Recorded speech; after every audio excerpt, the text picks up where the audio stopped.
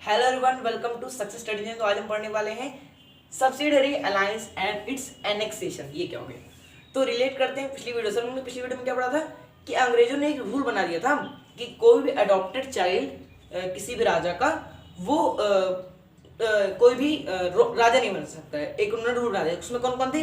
रानी लक्ष्मीबाई और नाना साहेब। इन दोनों ने ये दोनों को प्रॉब्लम हुई थी और उन्होंने दोनों ने क्या कर दिया था? रिवॉल्ट कर दिया था।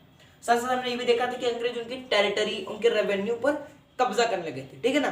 तो ये एक दो पॉइंट हमने पढ़ा था उसकी वीडियो में। तो अब हम पढ़ेंगे कि टेरिटरी पर कब्जा तो कर रहे थे, लेकिन कैसे कब्जा कर रहे थे, रीजन क्या ढूंढ रहे थे वो कब्जा करने का। तो उसका एक माध्यम था ये subsidiary alliance and its annexation. ये माध्यम था। क्या था इसमें? क्या होता था? एक एक टेरिटरी होती थी। उस टेरिटरी में अंग्रेज का एक ऑफिशियल आके बैठ जाता था और कहता था कि हम आपकी टेरिटरी के अंदर मेहमान हैं, हमारा स्वागत करो।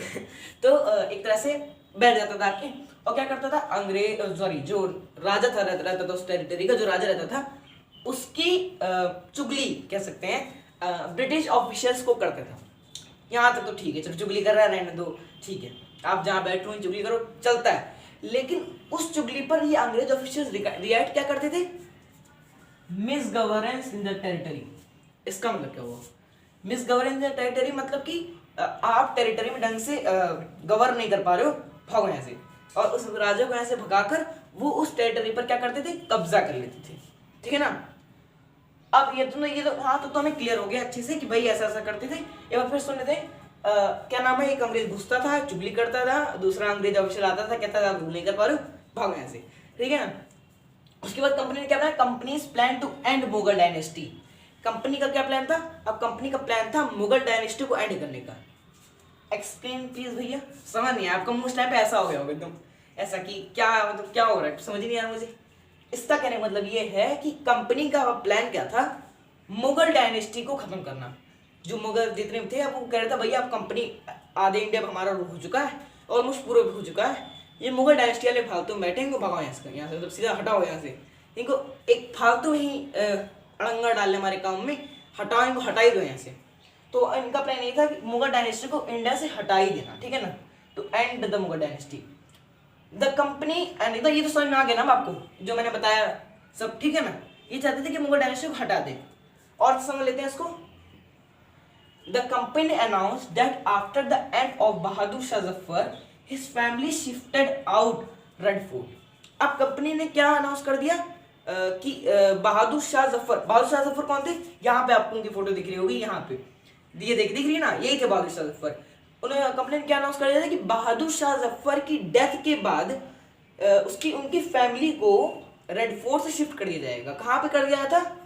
And give another place in the Delhi to live. मतलब रहने के लिए उनको दिल्ली में किसी और जगह पर उनको भेज दिया जाएगा ताकि वो रह सके। समझ रहे हो ना मेरी बात?